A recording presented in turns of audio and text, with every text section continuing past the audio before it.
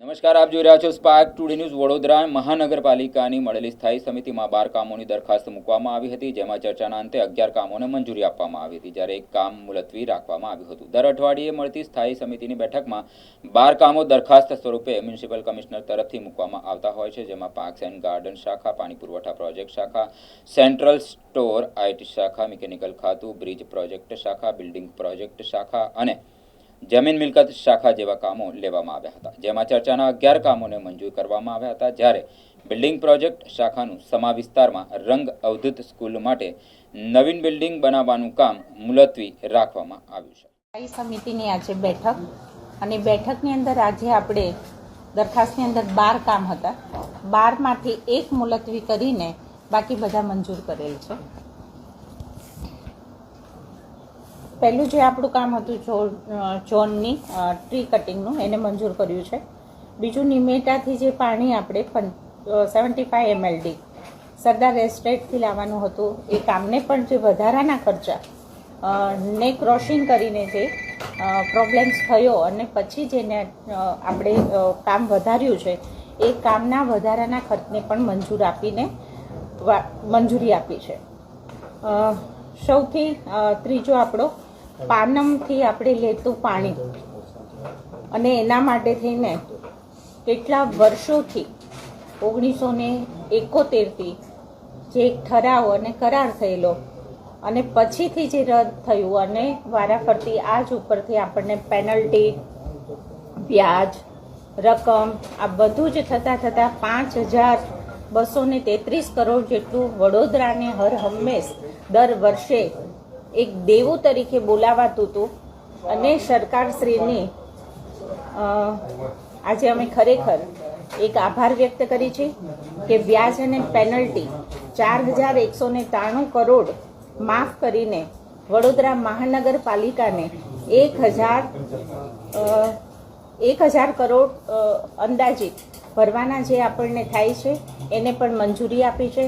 કારણ કે જે દેવું બોલાયા કરતું હતું કેટલા વર્ષોથી વડોદરા મહાનગરપાલિકાનું, તો સીએમ સાહેબ, ડેપ્યુટી સીએમ સાહેબ, ધારાસભ્ય, સીઈઓ બધાના અથાગ પ્રયત્ન, દંડક શ્રી બાલુભાઈ શુક્લાજી હોય, મંત્રી શ્રી મનીષાબેન વકીલ હોય, કેયુરભાઈ હોય, ચૈતન્યભાઈ હોય, અને આજે ફરીથી પણ આપણે સ્વર્ગસ્થ શ્રી યોગેશ કાકાને યાદ કરીશું કે બધાની ખૂબ જ મહેનતથી વડોદરા ઉપર જે દેવું બોલાતું હતું એ દેવામાં વ્યાજ અને પેનલ્ટીને બાદ કરીને સરકારશ્રીએ આપણને જે ફક્ત ને ફક્ત મુદ્દલ તમે ભરો એવું જે આપણને રજૂઆત અને ઠરાવ જે આપણને આવ્યો હતો એમાં મંજૂરી આપી છે. 1000 કરોડ ઉપર આપણે જે ભરવાનું થાય છે એમાં પણ સરકારશ્રીએ આપણને ખૂબ રાહત આપી છે.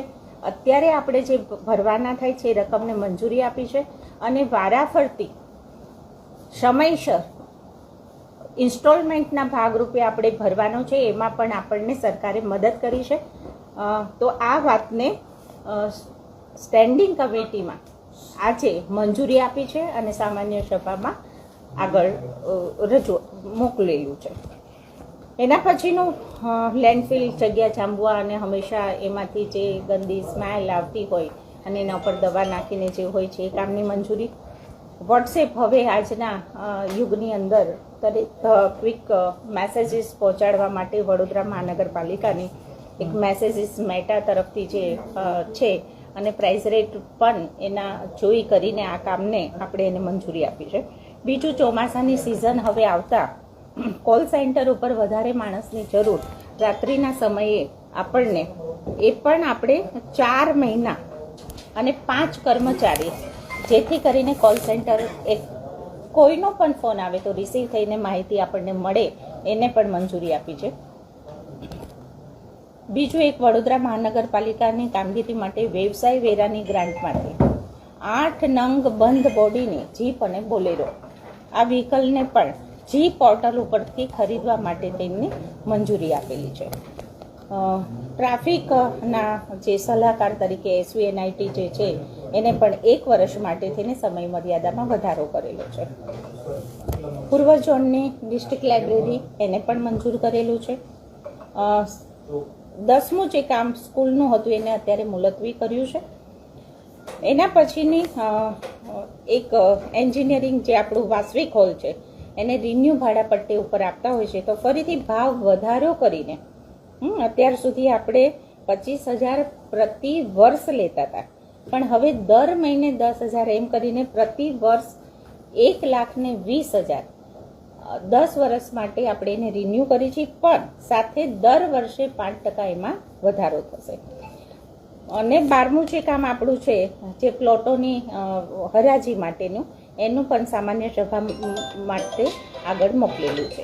બેન, આજે પાણી પુરવઠાનું કામ છે એનામાં જે ત્રીજી લાઈન લાવવાની જે વાત છે અને સમય મર્યાદા વધારવાની વાત છે, કોંગ્રેસના વોર્ડ 15ના કોર્પોરેટર કહી રહ્યા છે કે ગ્રેવિટી ફ્લોથી જે પાણી આવે છે એ નહીં આવી શકે, કારણ કે 3 વખત સી ટાઈપ એ આખી ગોલ ફરાઈને પાણી લાવવામાં આવી રહ્યું છે, પાઇપ લાવવામાં આવી રહી છે. તો એમનો આ પ્રકારનો પત્ર પણ આપને હતો, છતાં આ કામ મંજૂર કરાયું છે. તો શું આનામાં પાલિકાની સ્થાયી સમિતિએ સંજ્ઞાન? મેં જૂના અને નવા બંને નકશાને જોયા છે, પણ કન્સલ્ટિંગનો રિપોર્ટ પણ જોયો છે.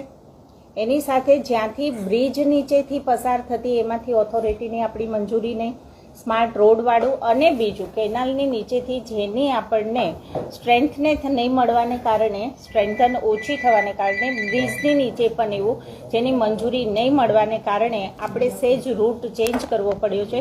પણ બિલકુલ એવું નથી કે 90 ડિગ્રી એ ચેન્જ થવાનો છે, એવો બિલકુલ નકશો નથી. સ્થળ સ્થિતિની હું પણ મુલાકાત લઈશ અને એ જ રીતે સ્થળ સ્થિતિની મુલાકાત સાથે જ આ મંજૂર કરેલું છે. બેન, તમે કહી રહ્યા છો કે બોજુ પાલિકા પરથી ઉતરશે અને અનેક જે બાબતો હતી, દંડ હતું, વ્યાજ હતું, પેનલ્ટી હતી, માફ કરી, પણ આ 1,039 કરોડ રૂપિયા એ પાલિકા કઈથી ચૂકવશે? એની પણ 1 by 1 આપણે એકાઉન્ટન્ટ પાસેથી બેસીને અને બધા જ એ તરફી વિચાર કરીશું. કોઈ એવી વસ્તુ નથી, પણ દર વર્ષે એક ને એક વસ્તુ કે વડોદરા મહાનગરપાલિકા ઉપર આટલો મોટો બોજો, કારણ કે હું પણ ગઈ સભામાં 5 વર્ષ સતત આ સાંભળતી આવતી હતી. સાથી પક્ષોને હંમેશા એક હતું કે આનું કંઈક નિરાકરણ કરવું જોઈએ, અને ખરેખર અમે તો આજે આભાર અને ધન્યવાદ ગુજરાત સરકારનો માની રહ્યા છીએ કે અમને વ્યાજ અને પેનલ્ટીને માફ કરેલી છે. પણ બેન, બોજુ ઉતરશે કઈ રીતે? પૈસા કઈ રીતે આપશો? એનું કોઈ આયોજન, ચર્ચા? એનું આયોજન થશે, ચોક્કસ થશે. આજે આપણે ઠરાવ મંજૂર કરેલો છે અને 1 by 1 છે, હપ્તા વાઇઝ છે, ધીમે ધીમે છે. કોઈ એવું જ નથી કે કાલને અત્યારે જ આપણે ચૂકવી દેવાના છે ને એક સાથે ચૂકવી દેવાના છે. એટલે આનું પણ પ્લાનિંગ ચોક્કસ સારી રીતે સરળતાથી થશે. એક બાજુ સીએનજી અને ઇલેક્ટ્રિક વાહનો ખરીદવાની વાત થાય છે, અને જે આપણા 100 વ્હીકલ છે કોર્પોરેશનના એને સીએનજીમાં રૂપાંતર કરવાની વાત છે, અને બીજા નવા 8 આપણે ખરીદી રહ્યા ડીઝલ, તો આ કઈ રીતે? આપની વાત બિલકુલ સાચી છે. સીએનજી તરફ જ્યારે આપણે ઈ બસ ને ઈ વ્હીકલની વાત કરતા હોય, પણ આ પાણીની અંદર બી ચલાવવાના હોય છે. બીજું બંધ બોડી જે વાત છે, આમાં કોઈ જ એવી વસ્તુ નથી. પેટ્રોલ ડીઝલથી દરરોજ જે ચાલતા વાહનોમાં અને અંદરના ગાડે જ આપણે ચલાવવાના છે, એટલે એવું નથી કે મોટા રૂટનો બહુ મોટો ખર્ચો પડવાનો છે. અને મુલતવી રાખવા પાછળનું કારણ શું છે? મુલતવી રાખવાની પાછળની સ્કૂલનું, કારણ કે વિષય વસ્તુ એવું છે કે જે એમની માંગણી છે ને જે કરવાનું છે ગુજરાત સરકાર તરફથી એની મંજૂરી છે, તો આ પૈસાને આપણે કેવી રીતના ક્યાં લઈ જવાય એની વિચારણા સાથે